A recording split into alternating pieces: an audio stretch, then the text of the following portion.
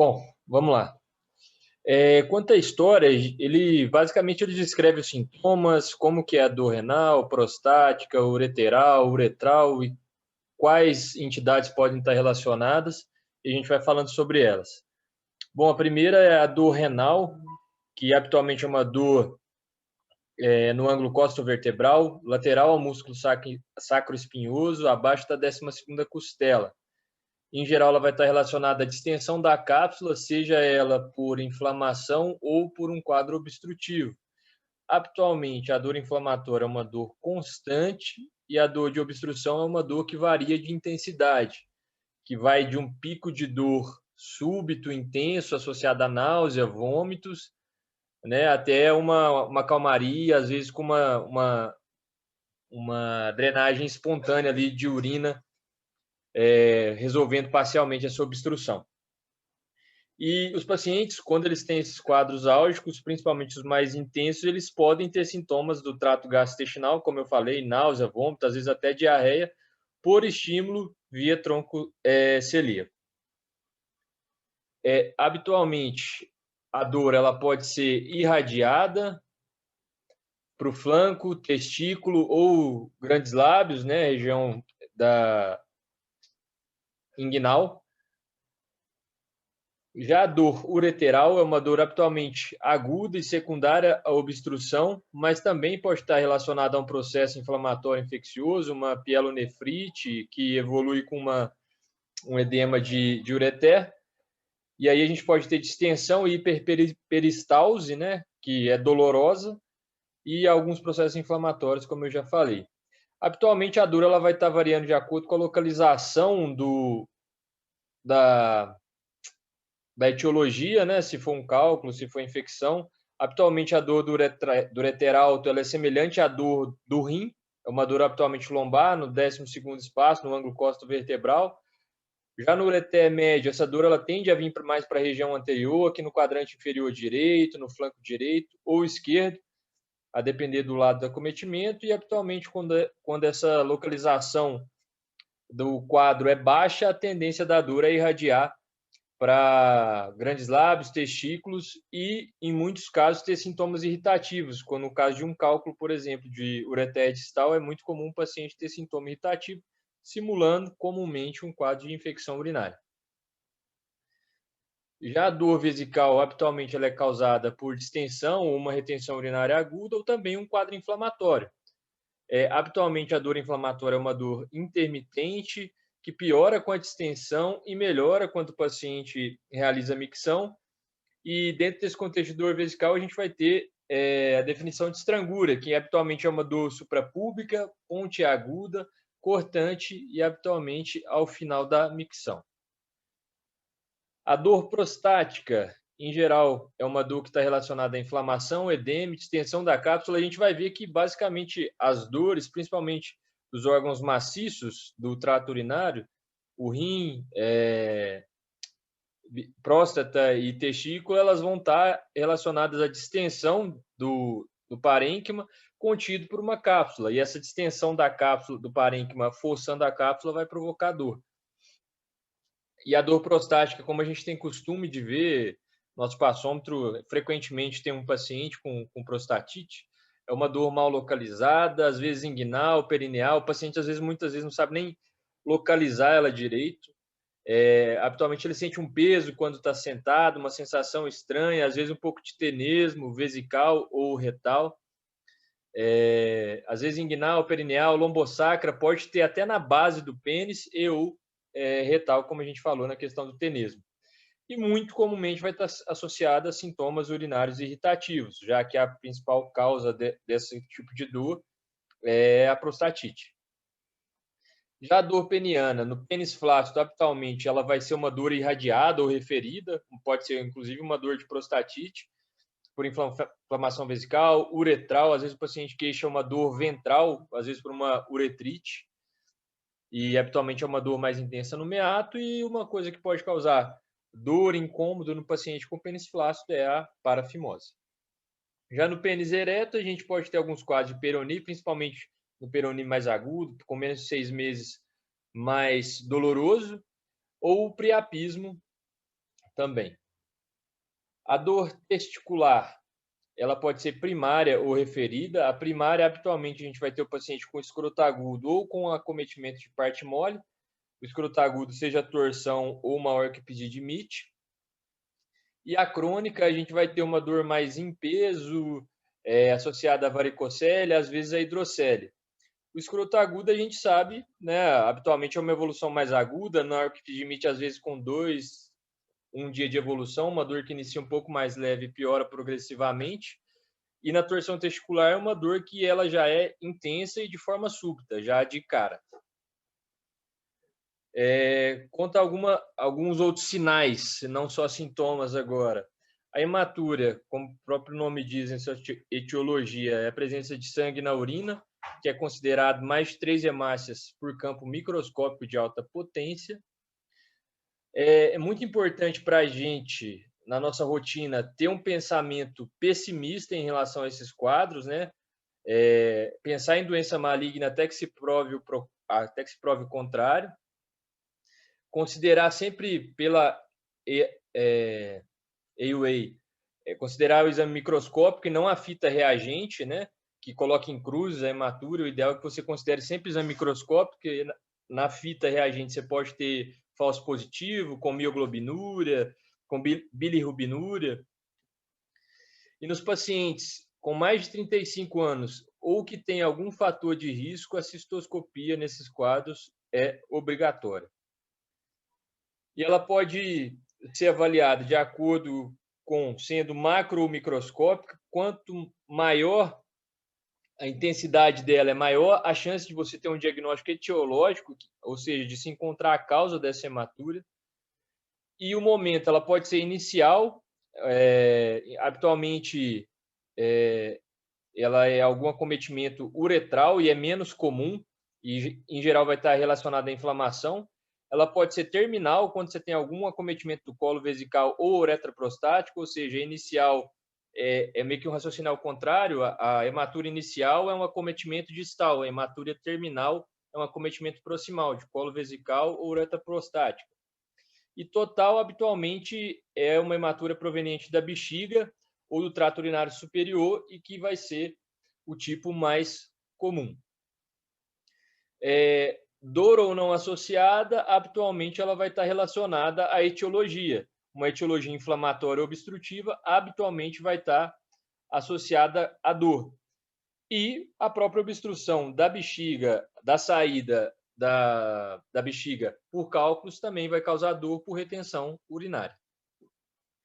A presença de coágulos habitualmente vai estar associada com um grau mais intenso de hematúria e, naturalmente, se relaciona com maior chance de diagnóstico, porque é uma hematúria de maior monta. E quanto à forma, é importante a gente observar os cálculos vermiformes, habitualmente são provenientes de hematúria do trato urinário superior. E muito importante, os pacientes que têm 50 anos ou mais, a causa mais comum é o carcinoma urotelial de bexiga ou do trato urinário. Então, é fundamental a gente estar atento para que a gente faça a propedêutica adequada, diagnóstico precoce e tratamento. Bom, outros sintomas que a gente tem do trato urinário, sintomas irritativos, miccionais irritativos, a gente vai ter a frequência, que é um dos sintomas mais comuns que a gente vê na nossa rotina, vai estar associada a vários tipos de quadros, seja inflamatório, obstrutivo, seja algum quadro até psicológico, psiquiátrico associado. O adulto normal, em geral, ele vai ter uma frequência de 5 a 6 vezes ao dia, com um volume médio de 300 ml a cada micção. E o aumento dessa frequência pode ser ou por aumento do débito, por poliúria, ou o paciente tem algum motivo que leva à redução da capacidade vesical, ou seja, a redução de armazenamento. A frequência aumentada ela pode estar relacionada a um volume aumentado que leva à poliúria e tem como possíveis causas ingestão excessiva de líquido, diabetes insípidos, o diabetes mellitus descontrolado, o paciente que está poliúrico, ou por redução da capacidade, o paciente que tem uma obstrução infravesical com baixa complacência, o paciente com HPB que acaba evoluindo com uma descompensação, uma hiperatividade. Aumento do resíduo pós-miccional, também relacionado a causas obstrutivas, uma hipocontratilidade. Processos irritativos, ITU, por exemplo. Uma bexiga neurogênica, que o paciente tem um aumento de sensibilidade, ou seja, com baixa enchimento vesical, o paciente já passa a ter desejo miccional. Hiperatividade, pacientes ansiosos também. A noctúria, que é a nossa frequência noturna, normal em média de 2 vezes. Quando a gente tem um aumento dessa frequência noturna, ela também pode ser por aumento de produção ou redução de capacidade. É a mesma ideia da frequência, só que aplicada ao período noturno. E a gente vê também, é muito comum aumentar nos nossos pacientes, principalmente que a gente vê no ambulatório do SUS, pacientes que fizeram tratamentos preservativos em relação à próstata, que tem um CA de próstata e fizeram tratamentos não operatórios. A gente vê quando esses pacientes passam a ter sintomas obstrutivos diurnos, e isso impacta também habitualmente nos sintomas noturnos. A disúria, que é a dor ao urinar, em geral é uma dor meatal, habitualmente vai estar relacionada a um processo inflamatório, mas pode também ser relacionada a outro processo, como por exemplo um cálculo de ureter distal. No início, habitualmente é uma origem uretral, e final, que é a estrangúria, que a gente já definiu há pouco atrás, a origem é vesical. E é muito frequente estar acompanhado com sintomas de frequência e urgência, seja por causa inflamatória, seja por causa obstrutiva. Se estiver falando rápido, que alguém quiser interromper, fica à vontade. Já os sintomas urinários obstrutivos, a gente vai ter hesitação, que é um atraso para a gente iniciar a micção. O normal é em média de 1 segundo após o relaxamento que essa micção se inicia, e é muito comum nos pacientes que têm algum fator obstrutivo ter hesitação, até que a contração vesical ela consiga vencer a resistência uretral. O esforço, habitualmente é o uso da musculatura abdominal para urinar. É comum em pacientes também com HPB, às vezes já num quadro inicial, e também às vezes um quadro mais evoluído, em que o paciente já passa a ter um pouco de hipocontratilidade. A musculatura detrusora substituída por fibrose, não tão efetiva. Às vezes você faz uma RTU no paciente e não resolve muito, o paciente ainda precisa de fazer uma valsalva, por exemplo, para acabar de esvaziar a bexiga, porque ela não tem força suficiente. A intermitência é a parada involuntária do fluxo urinário, e também é comum nos pacientes que têm alguma obstrução intravesical, principalmente prostática pelos lobos laterais. O paciente inicia o jato e tem paradas involuntárias no decorrer da micção. O gotejamento, que já tem se falado muito mais de sintomas pós-miccionais do que obstrutivos, é a liberação terminal de gotas após a micção, e habitualmente ela vai estar relacionada a uma urina residual na uretra bulbar ou prostática, e é um sintoma precoce de obstrução nos pacientes com HPB. Uma avaliação importante, um mecanismo importante que a gente tem na nossa rotina para avaliar tanto o quanto isso impacta na vida do paciente, quanto resposta ao tratamento que a gente institui, é o IPSS, que vai avaliar esvaziamento incompleto, frequência, intermitência, urgência, o fluxo fraco ou jato fraco, se tem ou não presença de esforço, a noctúria, como ela está, e a gente vai pontuar o nosso paciente para que a gente categorize ele em sintomas leves, moderados e graves.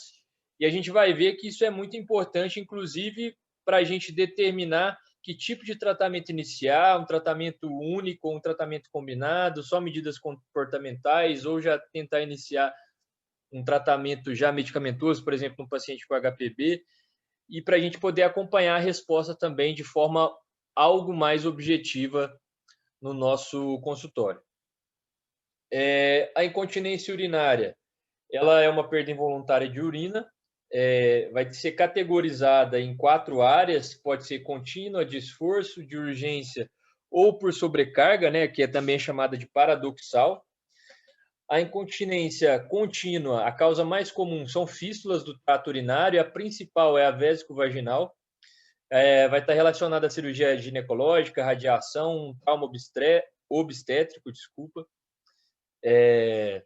E a segunda causa é o ureter ectópico, né? Um ureter que se implanta, por exemplo, ali no fundo da vagina. Pacientes com duplicação, que às vezes, ao invés da porção superior ela se implantar na bexiga, ela pode se implantar um pouco mais baixa na vagina. A incontinência urinária de esforço, a causa mais comum é pós-menopausa, ou presente mais nas pacientes pós-menopausa ou gestação, e habitualmente ela vai estar relacionada a uma perda de suporte vaginal anterior e um enfraquecimento pélvico, que vai diminuir a resistência uretral. Ou seja, às vezes qualquer aumento de pressão intravesical vence com facilidade a resistência uretral. E no homem, a causa mais comum é pós-prostatectomia radical.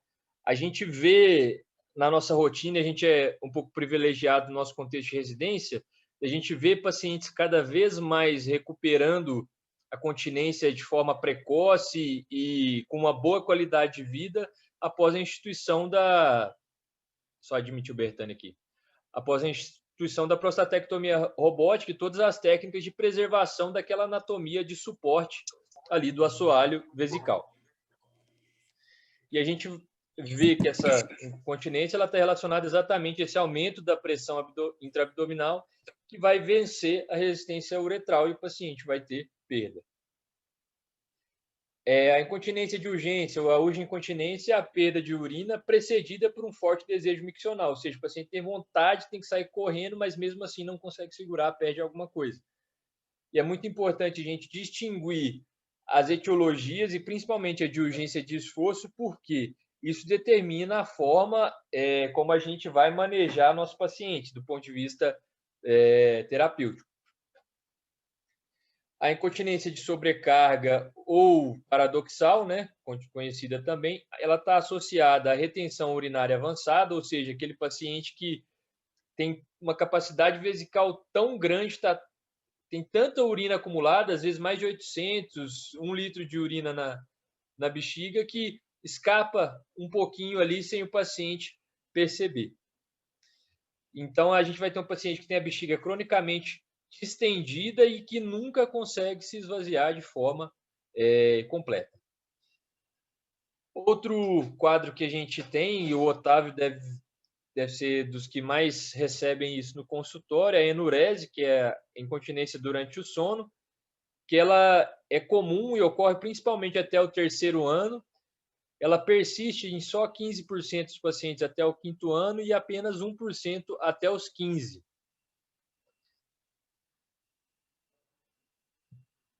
Quer comentar alguma coisa, Otávio? Alguém? Para eu dar uma respirada aqui, que eu estou falando demais. Bebe água aí. Eu coloquei no chat para todo mundo que essa incontinência paradoxal também é chamada de transbordamento. Boa. Entendeu?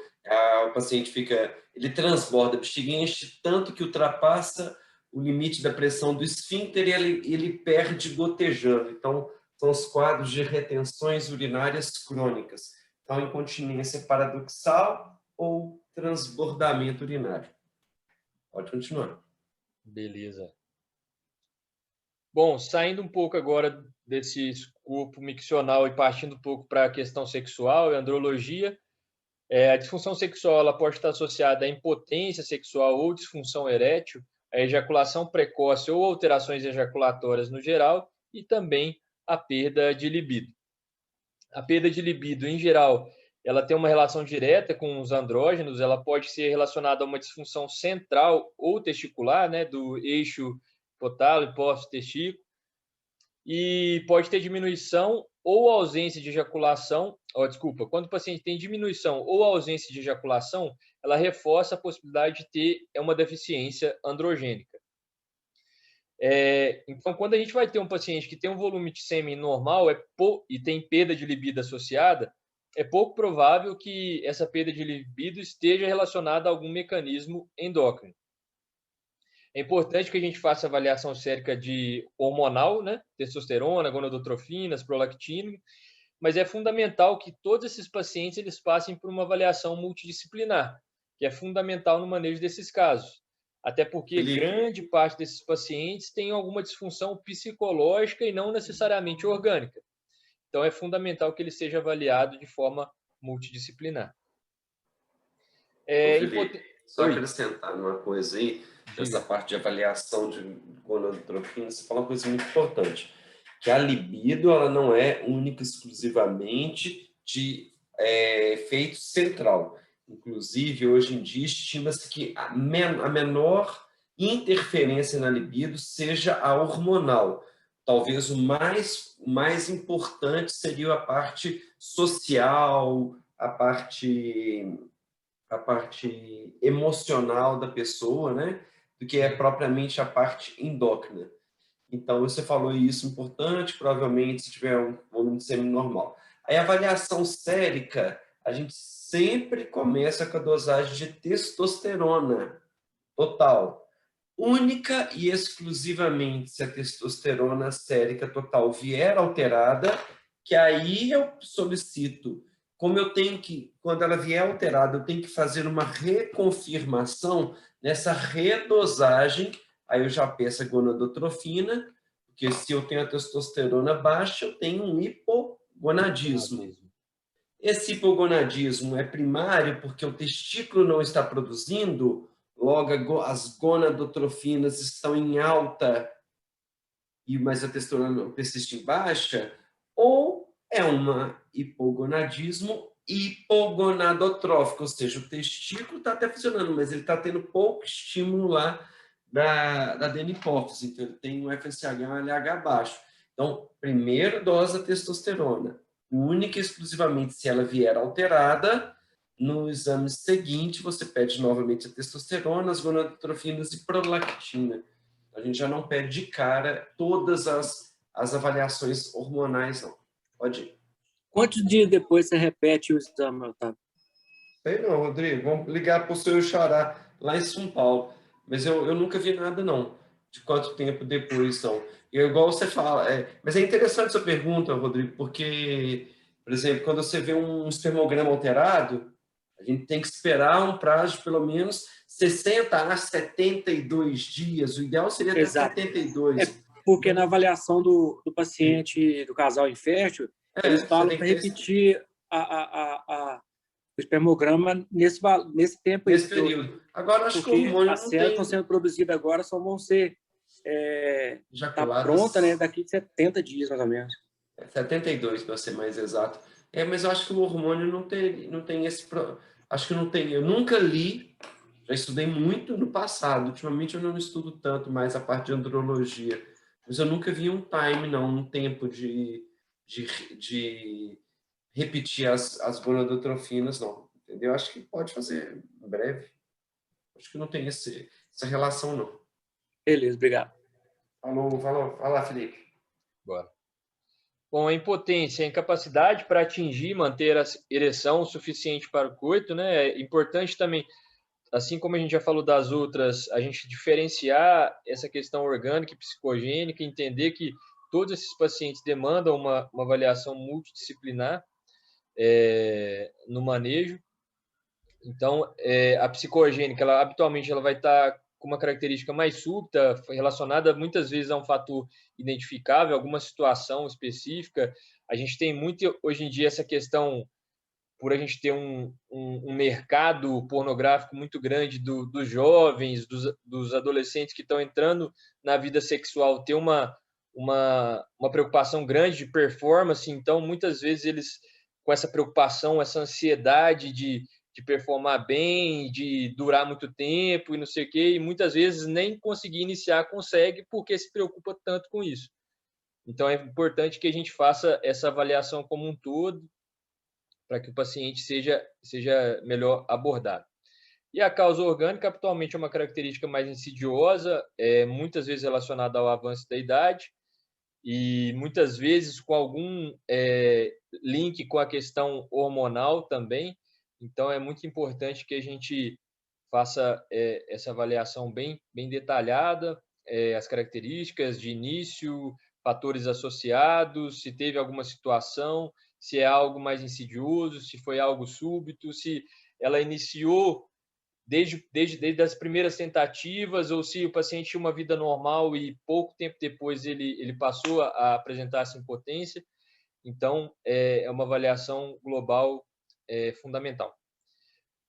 A incapacidade de ejacular. As causas podem ser questões hormonais, como a deficiência androgênica, pode ser uma denervação simpática, por exemplo, cirúrgica, pode estar associada a alguns agentes farmacológicos, pode estar associada a alguma cirurgia de colo vesical ou da própria próstata. A deficiência androgênica, habitualmente, ela vai estar associada à redução de secreção prostática e seminal, porque ela gera um feedback positivo direto, então, se a gente não tem esse feedback, a tendência é que haja redução dessas secreções. A simpatectomia ou uma cirurgia retroperitoneal, como, por exemplo, a linfadenectomia no tumor de testículo. A gente pode ter lesão dessa via de aferência, de eferência, né, na verdade, e levando a uma ausência de contração do músculo liso durante o orgasmo, que faz com que não haja movimentação dessas secreções e que elas não provoquem a ejaculação. E os agentes farmacológicos, por exemplo, os alfa-adrenérgicos, eles alteram a dinâmica da contração do colo vesical. Então, a gente pode ter, nesses casos, uma ejaculação retrógrada, que também vai levar a essa incapacidade de ejacular. A anorgasmia,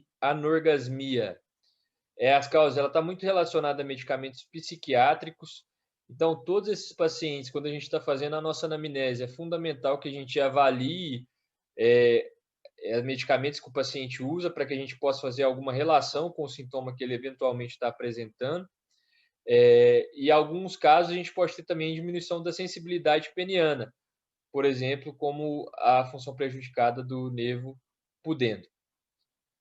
E em lados opostos, né, o paciente que tem anorgasmia, já temos o paciente que tem ejaculação precoce. As causas, uma das coisas que a gente pode ter orgânica, né, diabetes mellitus com neuropatia associada. Causas psicogênicas, que, como a gente já estava falando, acredito que a gente não tem consultório ainda, mas é o que mais aparece, né, no consultório, exatamente por essa questão de performance, às vezes de nova parceira, ou de, né, envolvendo essa questão de querer surpreender, de querer ter uma experiência legal. Então, pode estar associado a essas questões, principalmente psicogênicas. A hematospermia, que é sangue na secreção ejaculada, ela pode estar relacionada à inflamação prostática ou das vesículas seminais, e ela pode ocorrer após também um período longo de abstinência sexual, e também pode estar relacionada ao carcinoma de células transicionais da próstata. Então, é importante também a gente estar avaliando se tem algum sintoma associado, associar a idade do paciente também, para ver se o paciente, às vezes, está na hora de ser submetido ao screening prostático. Então, é importante a gente estar definindo. A pneumatura... E as idiopáticas também, viu, Felipe? As idiopáticas, tem paciente lá nos seus 40, 50 anos, não tem hematospermia, não tem... Olha, não tem neoplasia prostática, não tem prostatite, não tem nada, e a gente não consegue nunca descobrir a causa da hematospermia.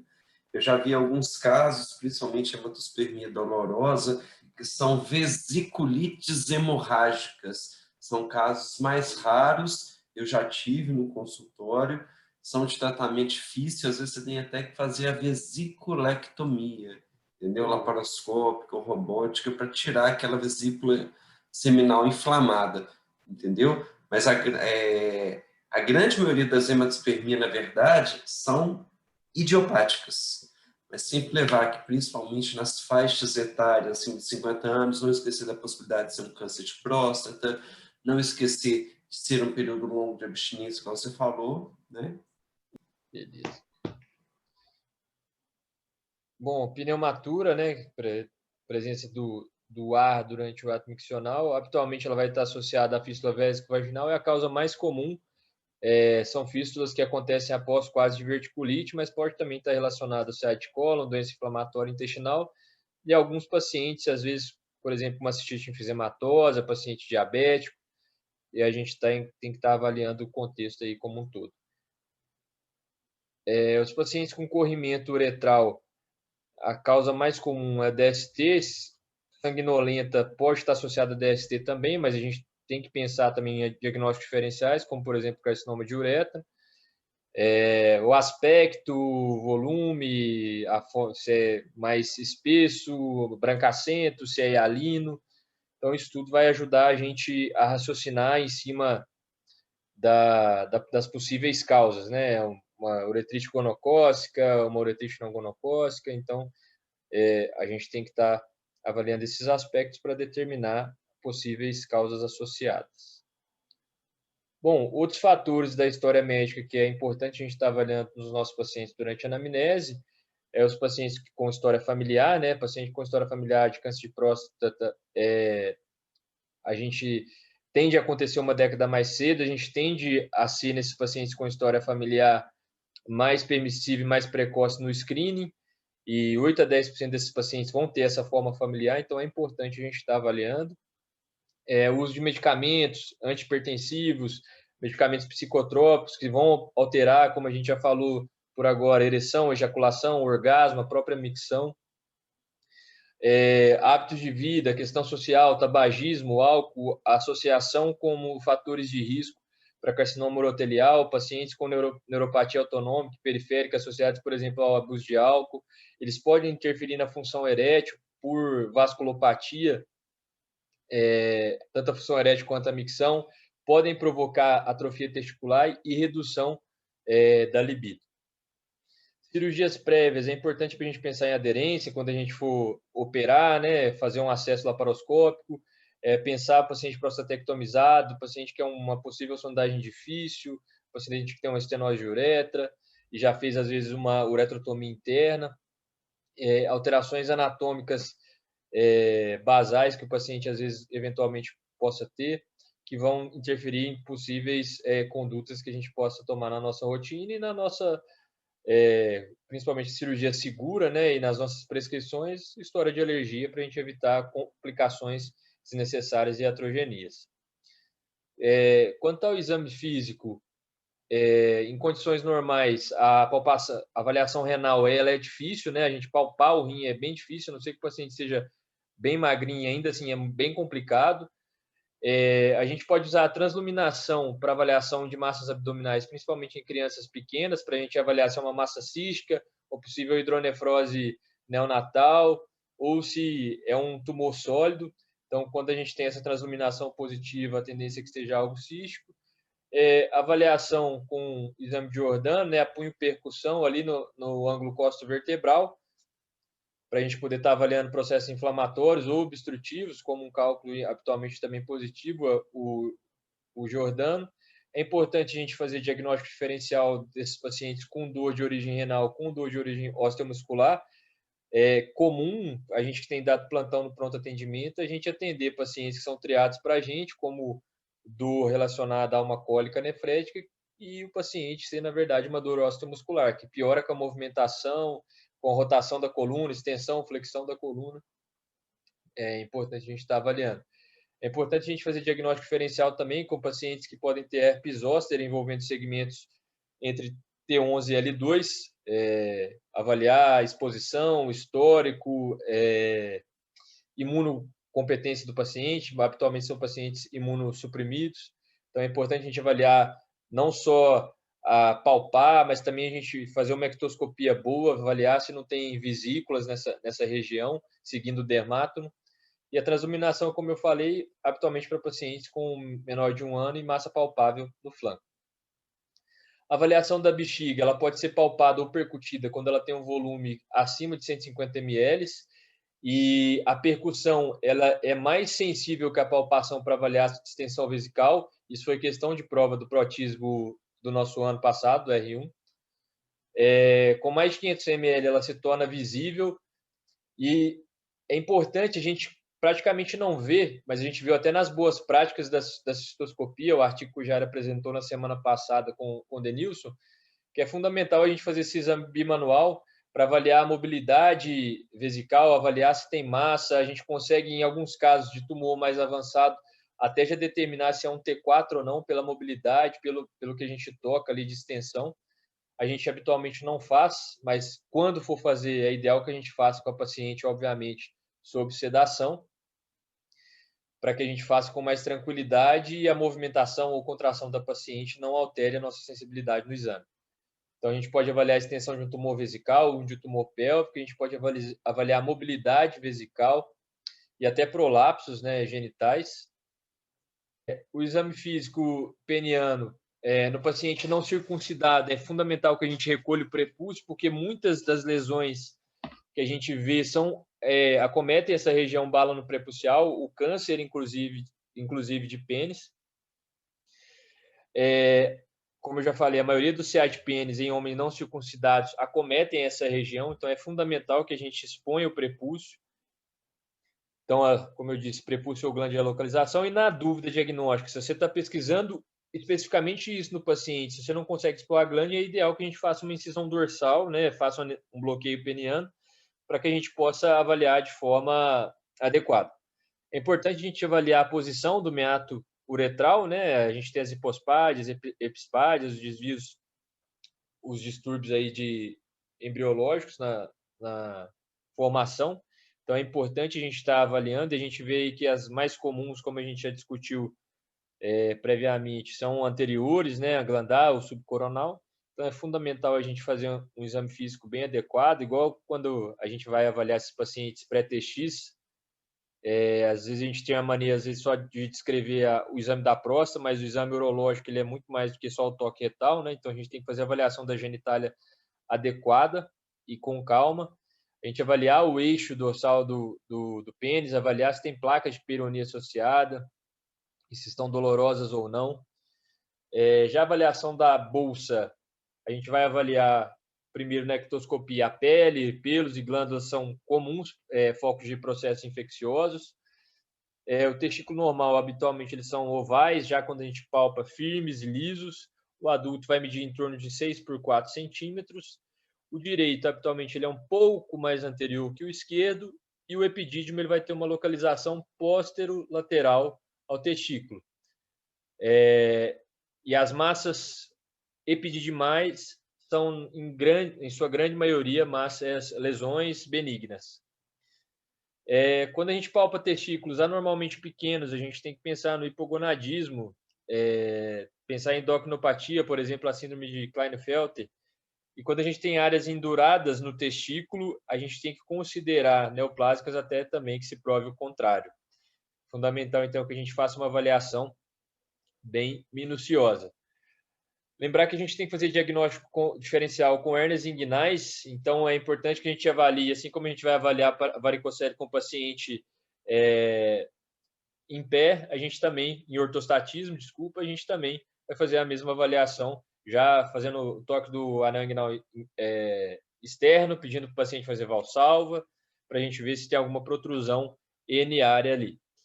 E também fazer a avaliação da varicocele, varicoceles de graus mais elevados, a gente muitas vezes consegue visualizar, quando não palpar também. E a gente pode fazer a transluminação para a gente fazer também diagnóstico diferencial entre um aumento cístico da bolsa escrotal de um aumento sólido, como está mostrando aí na figura. Os sinais que a gente também tem no escroto agudo, que a gente falou um pouco antes, o sinal de Angel, que é o testículo horizontalizado após a torção, e o sinal de PREM, quando a gente faz a elevação testicular na orquiepididimite, o paciente vai ter uma melhora da dor.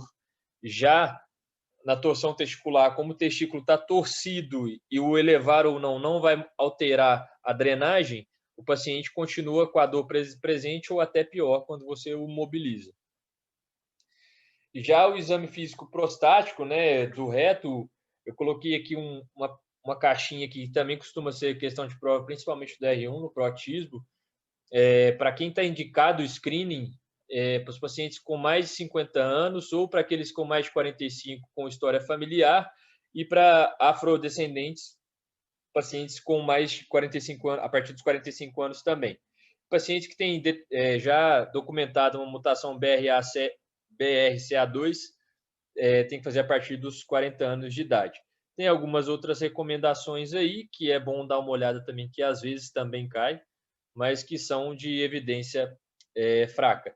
E é importante a gente ter o bom senso também do que ele fala da expectativa de vida. Tanto que se fala hoje que a partir dos 70 anos já não teria indicação de você fazer screening nos pacientes, porque habitualmente os pacientes de 70 anos já não têm uma expectativa de vida longa, ou seja, não faz o sentido você fazer um diagnóstico precoce nesses pacientes se você não vai oferecer tratamento. As posições para fazer o toque são variáveis e, se é assim que eu posso dizer, vai da preferência do colega, né, em termos de sensibilidade e tudo mais. Para o paciente, acredito que não tenha uma que seja menos constrangedora, né, porque Com certeza, Felipe. no fim das Decúbito contas, lateral é muito menos constrangedor. Você tem que se adaptar, porque você tem que fazer, na verdade, é a melhor forma que você consegue para avaliar a próstata. Não adianta nada você fazer um paciente sair feliz e deixar ele lá com câncer de próstata não diagnosticado, entendeu? Você tem que adaptar. Mas, assim, tem trabalhos que mostram que realmente a posição tipo 1 ela é menos constrangedora e os pacientes preferem ela assim. beleza. Bom, já o exame pélvico habitualmente a gente vai realizar mais nas mulheres, então é importante que a gente tenha a presença de uma enfermeira, um outro profissional nos acompanhando durante o exame, principalmente nesse contexto judicializado que a gente está vivendo, e a gente tem muitas pessoas que são oportunistas, então a gente tem que se blindar cada vez mais. Habitualmente a gente faz com a paciente litotomia, né? Então a gente vai avaliar a região genital como um todo, os grandes, pequenos lábios, a posição do meato uretral aí, se tem alguma alteração, uma possível lesão de uretra. Durante a palpação, a gente pode avaliar também no trajeto uretral se tem algum cisto, se possível divertículo, paciente que tem uma ITU de repetição, ali pode ser um local de persistência bacteriana. Então, a gente avalia genital externa, lesões, a gente vai avaliar prolapso, então é importante a gente fazer as manobras de valsalva, delimitar esse prolapso, avaliar, por exemplo, também durante a valsalva se ela tem alguma perda urinária, avaliar corrimento, como eu falei, com incontinência de esforço, e fazer a palpação uretral procurando alguma possível alteração. Quanto ao neuroexame, a gente vai ter os reflexos, né? O reflexo bulbo cavernoso, habitualmente a gente vai fazer ele, no paciente sondado, a gente pode fazer ele com o toque retal e, ao mesmo tempo, a gente faz uma tração discreta da sonda e a resposta que a gente espera é a contração do esfíncter, né? Ou a gente pode fazer, se o paciente não tiver sondado, com uma compressão da glande ou do clitóris na mulher. A gente vai avaliar o arco reflexo de S2 a S4 e, quando ele está alterado, a gente pode ter pacientes com medula sacra, anomalia de nervo periférico ou pacientes com TRM. O reflexo cremastérico, ele tem pouca informação do ponto de vista neurológico, né, de déficits relacionados, mas ele é importante, por exemplo, na avaliação do escroto agudo, né, os pacientes que têm torção testicular já com mais evolução, ele pode ter esse reflexo abolido. A gente pode também usar esse reflexo para fazer a avaliação do testículo retrátil, que a gente falou na aula do Jair recentemente. Vamos lá. Ops. Beleza, mas quanto à urinálise, por que a gente orienta e que o ideal é que a gente colha a primeira urina do dia? Porque quando a gente colhe a primeira urina do dia, a gente reduz a influência da proteinúria ortostática, ou seja, a gente, habitualmente, quando a gente levanta e fica na correria, em pé muito tempo durante o dia, a gente tem uma proteinúria que pode mascarar durante o exame. E ajuda a refletir melhor também a habilidade de concentração urinária após o tempo que a gente fica com restrição hídrica no período noturno. Em relação à coleta, os pacientes que habitualmente têm controle esfincteriano, a gente vai sempre tentar coletar o jato médio. Os pacientes que são sem controle, crianças, a gente pode tentar usar o saco coletor, cateterização ou a punção suprapúbica. É importante frisar que 85% dos pacientes lactentes vão ter o exame falso positivo quando a gente usa o saco coletor. Então, quando a gente tem algum quadro febril nessas crianças, o ideal é que a gente ou faça punção ou cateterização. E como a gente minimizar um pouco os falsos positivos e negativos durante a coleta? É ideal que a gente faça o armazenamento em um recipiente limpo, quando for o caso de cultura, o ideal é que seja um recipiente estéreo. É ideal que essa análise seja feita em até 1 hora e, caso contrário, se não for possível que ela seja avaliada em 1 hora, o ideal é que ela seja refrigerada e, quando ela for ser avaliada, que ela seja avaliada em temperatura ambiente. Bom, a urina rotina, a gente vai ter uma análise física dela, que vai estar sendo avaliada a cor, aspecto, odor, a densidade urinária, que pode ser avaliada pela gravidade específica ou osmolalidade, e análise química, que vai estar sendo avaliado pH, presença de proteína, glicose, bilirrubina, cetonas, entre outras substâncias. E análise microscópica ou sedimento urinário, a gente vai pesquisar elementos anormais, eritrócitos, leucócitos, cilindros, células epiteliais, cristais. Como opção, a gente também pode usar, para poder fazer a avaliação desses reagentes, mas que atualmente é uma avaliação mais qualitativa, as tiras ou as fitas reagentes de imersão, que pode fazer uma triagem bioquímica múltipla, rápida e simples. Quanto à cor, eu coloquei esse quadrinho aí, depois eu posso mandar para vocês. A cor da urina, a gente teve um caso recente que eu até frisei aqui, não sei se vocês lembram que a Julinha atendeu no PA, foi um paciente que teve a urina roxa por metabolização do triptofano, Purple Urine Bag Syndrome, que era um paciente que estava com uma ITU, eu não lembro se era por Klebsiella ou se era Pseudomonas, o caso dele especificamente, mas várias dessas bactérias aí que eu coloquei podem causar essa urina arroxeada. Outra alteração que eu coloquei que é frequente da gente prescrever para os nossos pacientes, é interessante a gente orientar para eles não ficarem doidos quando forem urinar, é o pirídium, né, que pode ter uma urina rosa, avermelhada ou amarela alaranjada também. Mas eu deixei o quadro aí, depois se vocês quiserem dar uma olhada, costuma às vezes aparecer em questão do protismo também. Quanto ao odor, o normal é que a gente vê o sui generis, a gente pode tem uns termos legais que eu vi no livro aí, mas tudo bem. Pode ser azedo ou fétido em casos de infecções ou paciente com retenção urinária aguda, que fica aquela urina concentrada ali e tem um aumento de produção de amônia.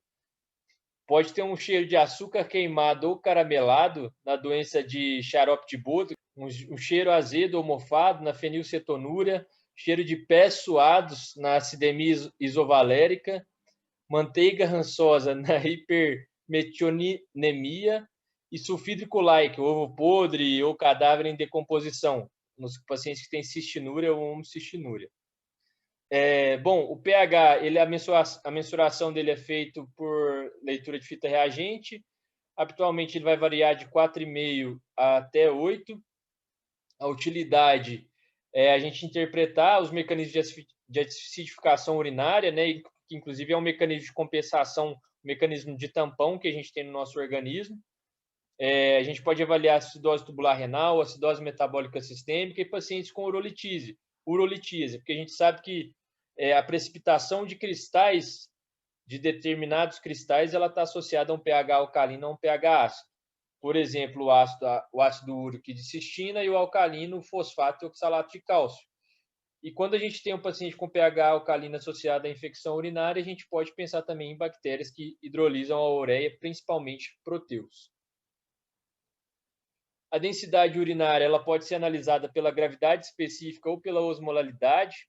O valor normal da gravidade específica é de 1001 a 1,035, vai refletir o estado de hidratação e ela também pode dar uma ideia da capacidade renal de reabsorção e de concentração, ou seja, um pouco da função renal. E a osmolalidade, que varia de 50 a 1.200 miliosmoles por litro, é o melhor indicador da função renal.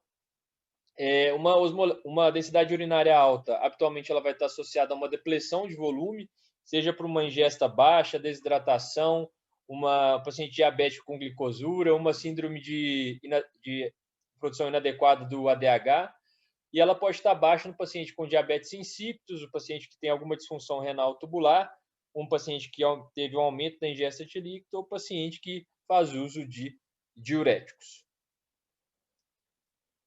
Quanto à avaliação dos eritrócitos, habitualmente a gente pode avaliar qualitativamente na fita reagente, né, por cruzes ou na microscopia.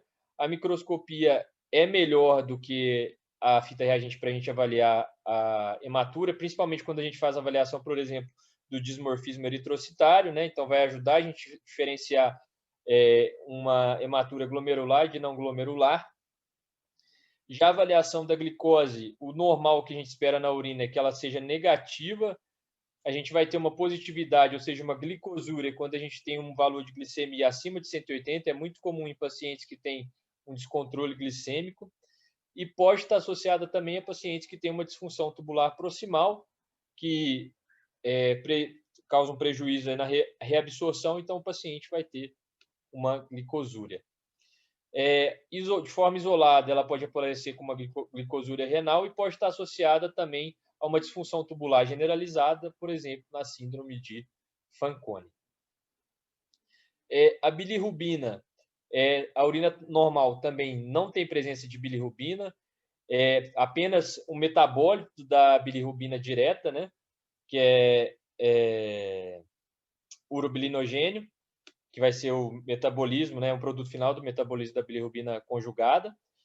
E a bilirrubina conjugada na urina, ela só aparece em condições patológicas, porque ela é solúvel em água. Ou por doença hepática intrínseca, ou por obstrução de vias biliares.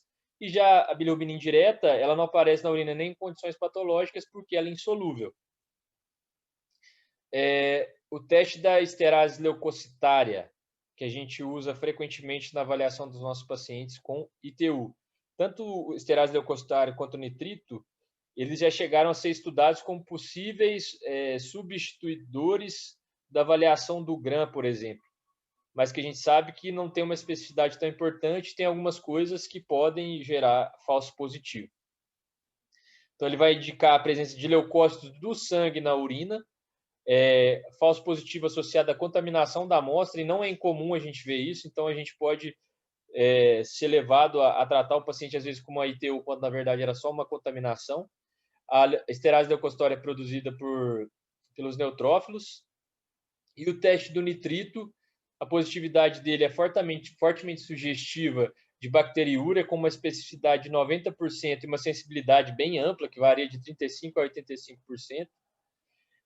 E habitualmente vai estar associada a bactérias que convertem nitrato em nitrito e que comumente são bactérias gram-negativas, que são as mais comuns nos quadros de ITU. Bom, quanto à microscopia, a gente vai avaliar células, cilindros, presença de cristais, bactérias, leveduras e também parasitas.